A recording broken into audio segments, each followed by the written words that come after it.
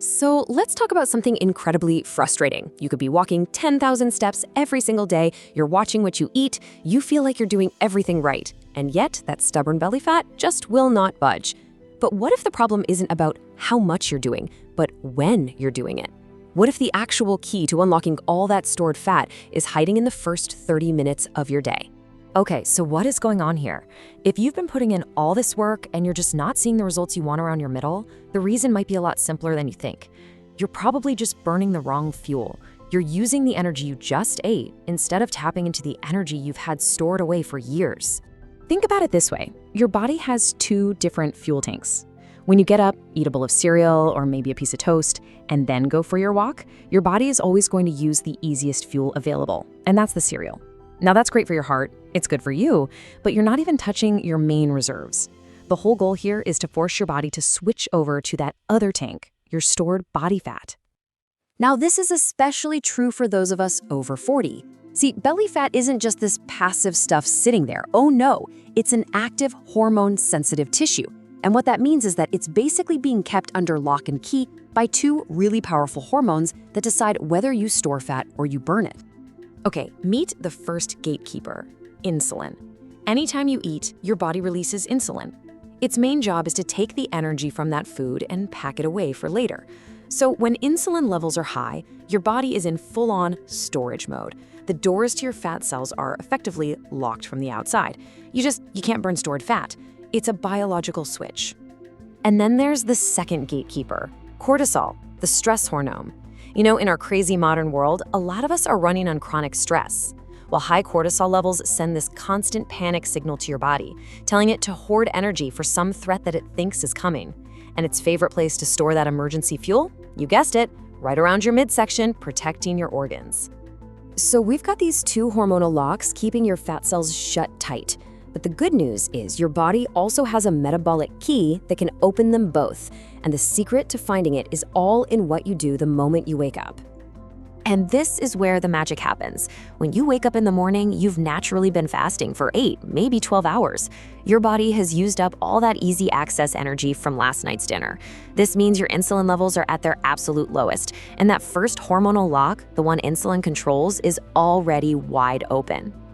So what happens next? Well, if you go for a walk in this state, your body starts searching for fuel. It realizes all the easy stuff is gone, and it has no other choice but to tap into its main reserves.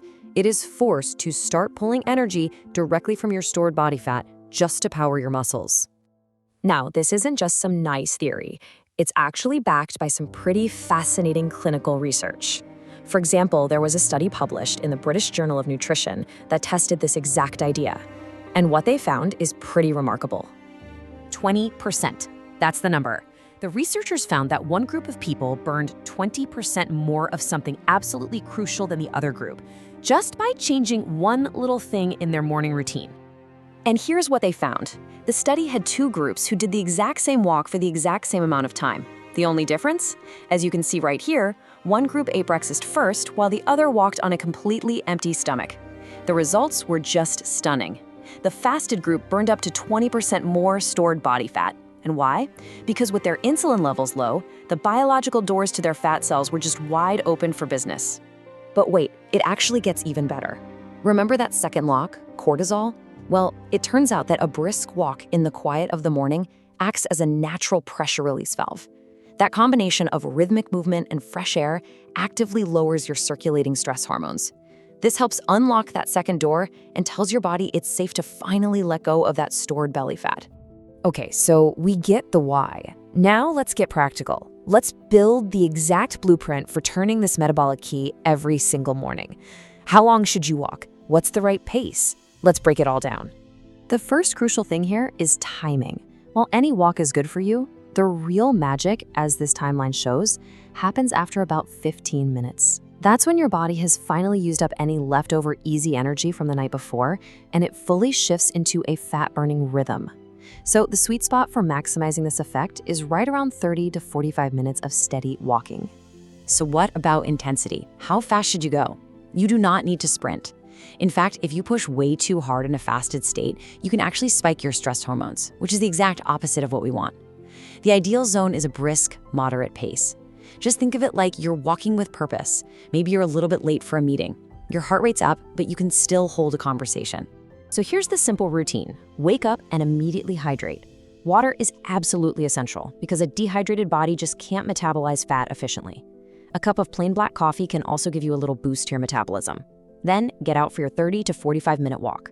And only after you're done do you sit down and eat breakfast.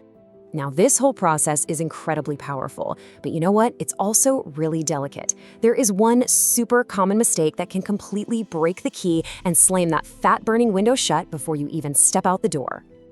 So what is it? What's the one thing that can just undo all this amazing potential before you even tie your shoes? So many people do it thinking it's totally harmless or maybe even helpful.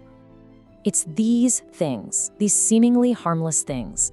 A tiny splash of creamer in your coffee, half a banana for a little energy, maybe a couple of crackers.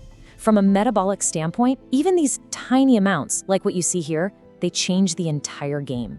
They all contain just enough sugar or carbs to trigger that insulin release we talked about. And this is the result. The second that insulin hits your system, the signal is sent. The doors to your fat cells slam, they shut, and they lock. Your body immediately stops burning stored fat, and it switches its focus to burning the sugar you just consumed. The entire opportunity is just gone. So the rule is really simple. 0 calories before your walk. As you can see in this chart, plain water, plain black coffee, or plain green tea are perfectly fine. But anything with milk, cream, sugar, sweeteners of any kind, it all has to be avoided until after your walk is completely done. All right, let's put it all together one last time. Your daily success checklist is this simple. Wake up and hydrate. Head outside for a 30 to 45-minute brisk walk. Keep it strictly fasted, and that means 0 calories. Then you come home and enjoy a well-deserved breakfast. That is it. Look, a single walk isn't going to transform you overnight. The real power here is in consistency. Each morning that you do this, you're not just burning fat. You are literally training your body to become a more efficient fat-burning machine. And over time, your clothes start to fit differently, and your energy levels are just stable for the entire day. So the final question is for you. You don't need some grueling workout or super restrictive diet to see a real change.